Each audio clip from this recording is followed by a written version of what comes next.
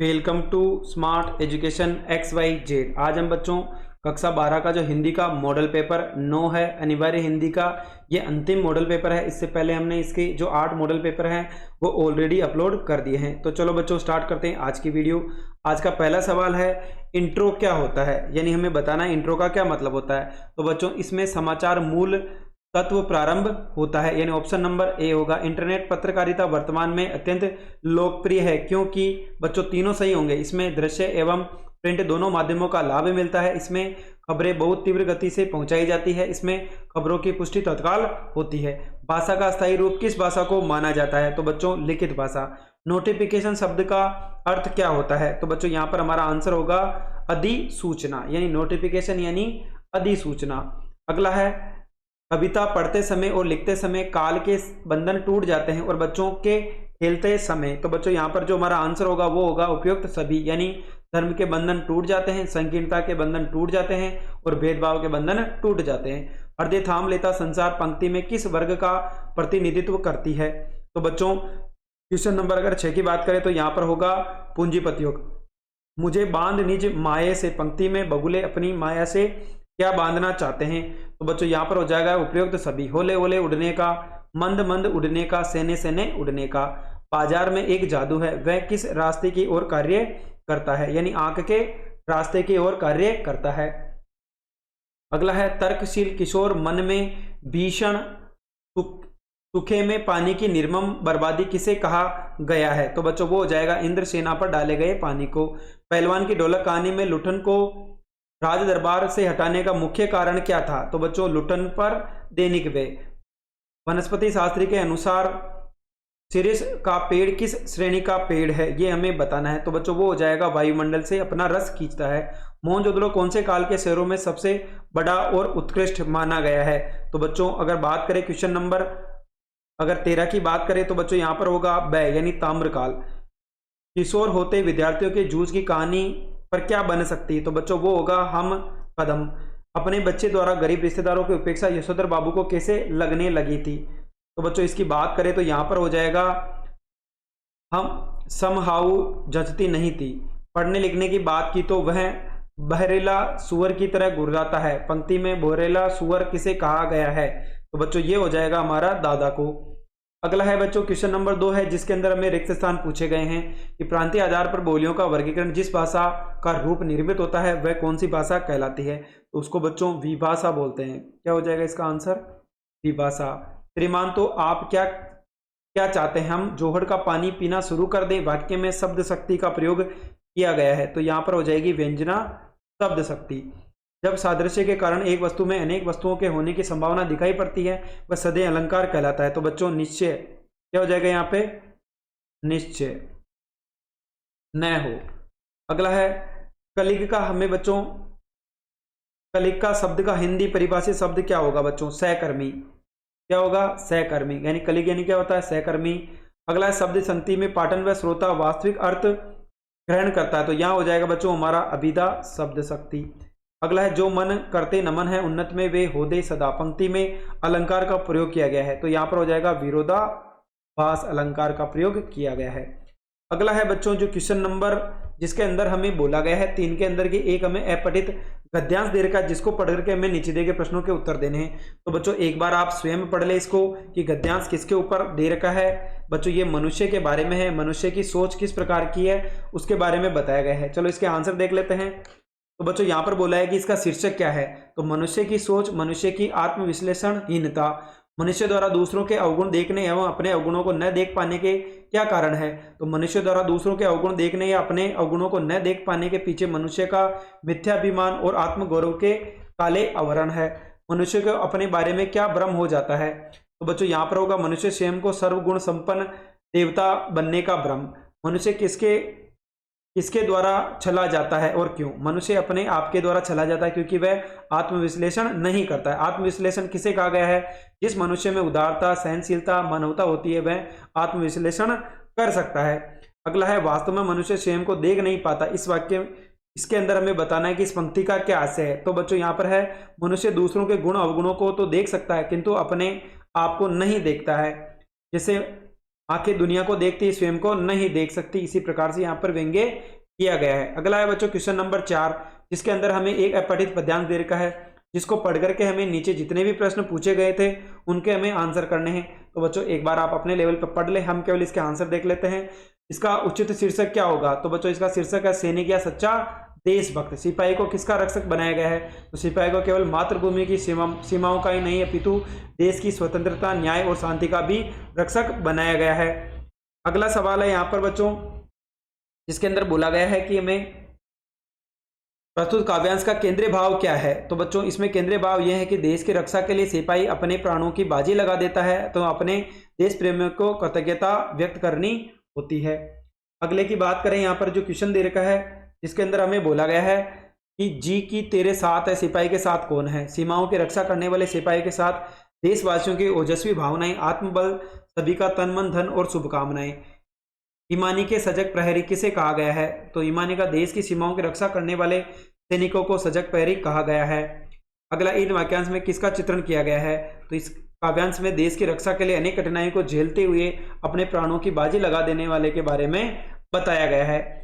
अगला है कि उल्टा पिरामिड शैली क्या है, कितने भागों में बांटी गई है? तो उल्टा पिरामिड शैली के तहत समाचार को 3 हिस्सों में विभाजित किया गया है, इंट्रो, बॉडी और समापन। उल्टा पिरामिड शैली में समाचार के सबसे महत्वपूर्ण तथ्यों को सबसे पहले लिखा जाता है, इसके बाद बढ़ते हुए महत्वपूर्ण क्रम में अन्य तथ्यों सूचनाओं को लिखा जाता है। इस शैली में किसी घटना, विचार, समस्या का ब्यौरा कालानुक्रम के बजाय सबसे महत्वपूर्ण तथ्य तथा सूचना शुरू होती है। सिल्वर वेडिंग कहानी में मानव की किस प्रवृत्ति का व्यंग्य किया गया है? तो मनोहर श्याम जोशी द्वारा लिखित कहानी सिल्वर वेडिंग में मानव की इस प्रवृत्ति का व्यंग्य किया गया कि वर्तमान परिवेश में लोग आधुनिकता के माया मोह जाल में फंस गए हैं, पाश्चात्य संस्कृति का अंधानुकरण करने जा रहे हैं। जिस प्रकार से मानवीय मूल्यों का निरंतर पतन हो रहा है, मानव की इस प्रवृत्ति की करारा व्यंग्य किया गया है।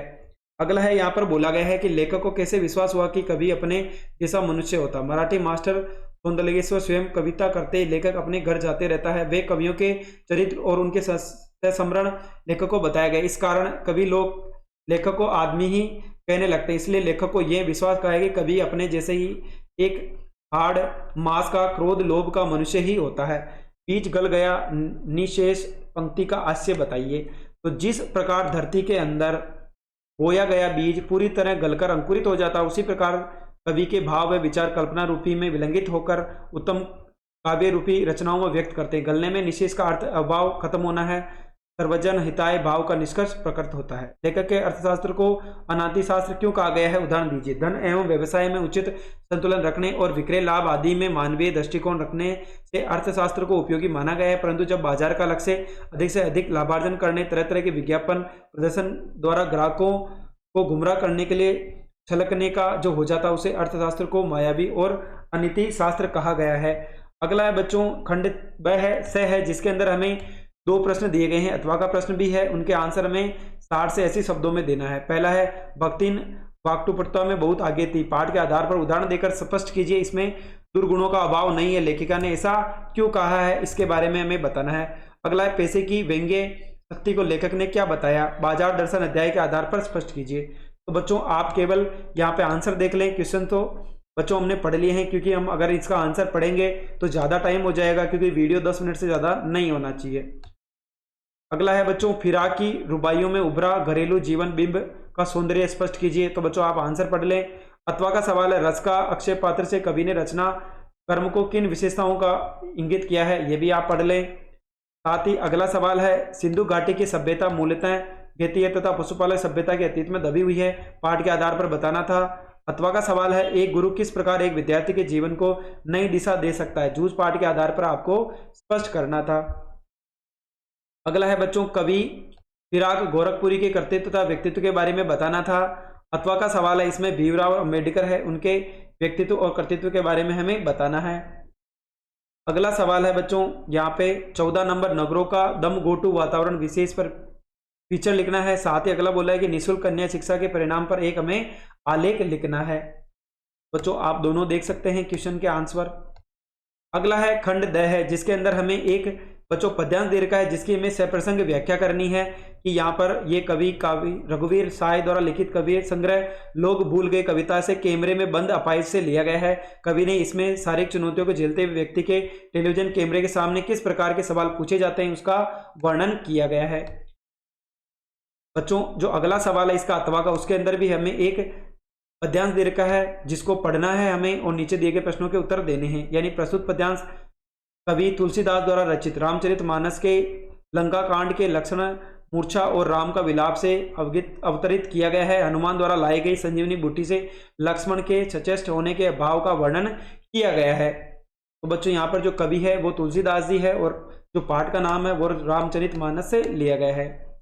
अगला बच्चों यहाँ पर विशेष भी लिख देंगे। उसके बाद क्वेश्चन नंबर जो 16 है इसके अंदर हमें बच्चों एक गद्यांश दीर्घ जिसकी व्याख्या करनी है। तो बच्चों यहाँ पे भी प्रसंग आ जाएगा हमारा, उसके बाद इसकी जो व्याख्या है वो करनी है हमें।